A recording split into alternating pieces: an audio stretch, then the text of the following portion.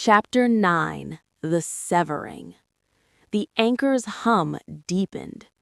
Elara stood motionless, her hand still tingling from the contact, heart racing as the echoes of ancient memory settled into something she could almost understand, a language not spoken in words, but in balance.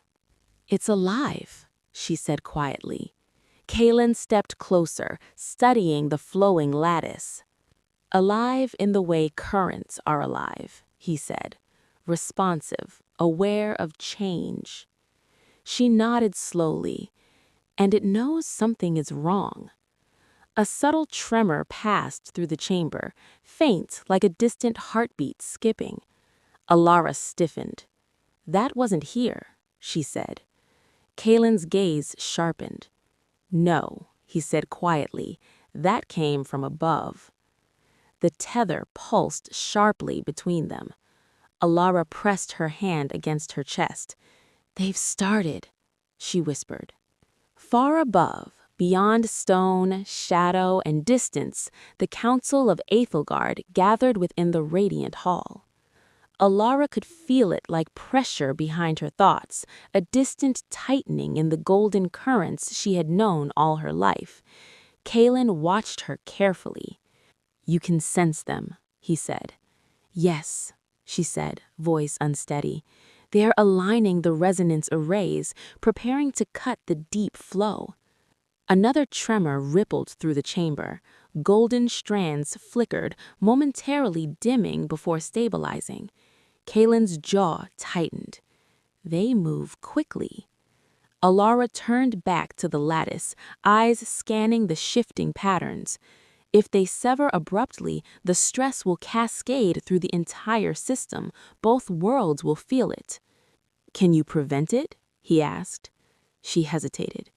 "Maybe," she said, "if I can stabilize the nodes before the severance completes." Kaelen nodded. "Tell me what you need." She took a breath, slipping into the focused clarity she had always found in complex structures. "I need to map the distortions," she said, "and I need you close. The artifact is acting like a calibration key." He stepped beside her without hesitation. The tether glowed faintly, steady, responsive. Elara reached toward the anchor again, this time deliberately guiding her awareness along the flowing currents. Immediately she felt the imbalance, subtle fractures where golden energy surged unevenly, pulling harder than the shadow currents could compensate. "It's like a bridge carrying too much load," she murmured. "The supports are holding, but barely." Kaelen placed his hand lightly against a darker strand. The lattice brightened in response. Together they stood at the convergence, light and shadow meeting through them. Another tremor shook the chamber, stronger this time. A low resonance rolled through the cavern, causing crystals along the walls to flicker erratically. Elara's breath caught. "They're accelerating," she said. She closed her eyes, focusing.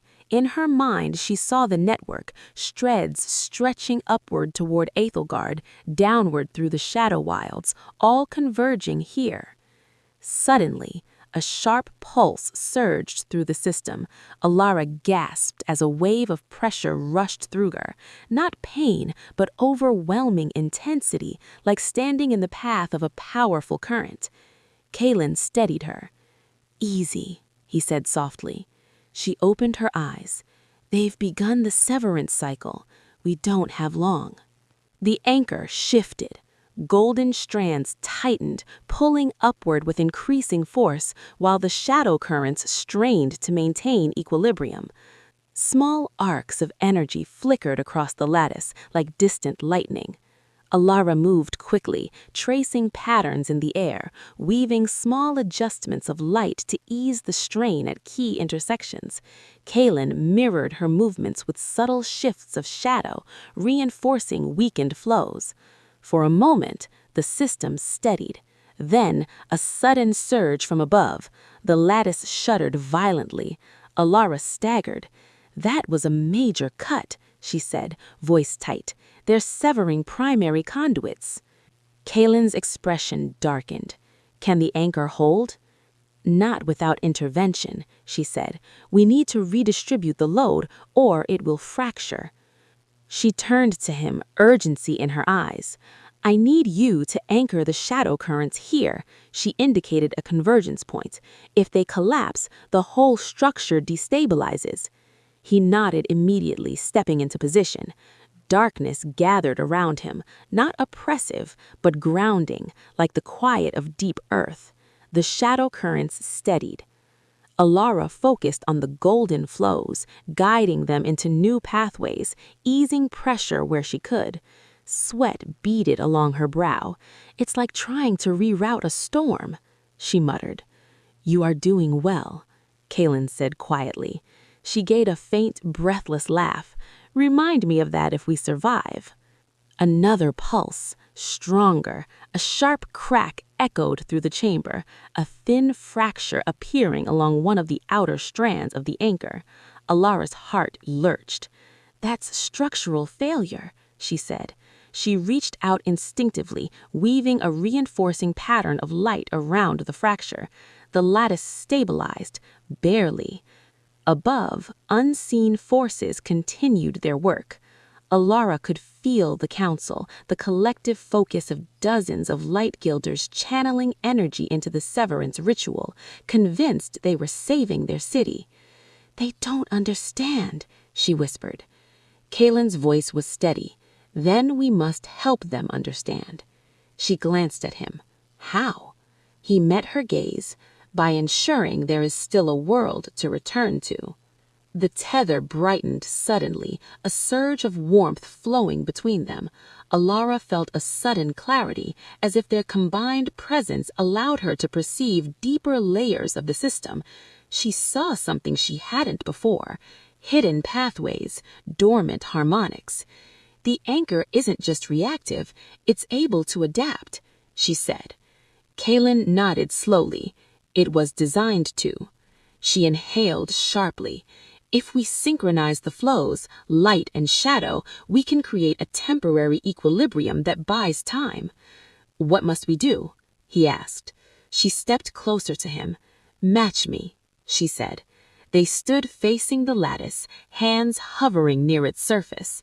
Elara began to weave a harmonic pattern, slow, precise, aligning with the natural rhythm of the anchor.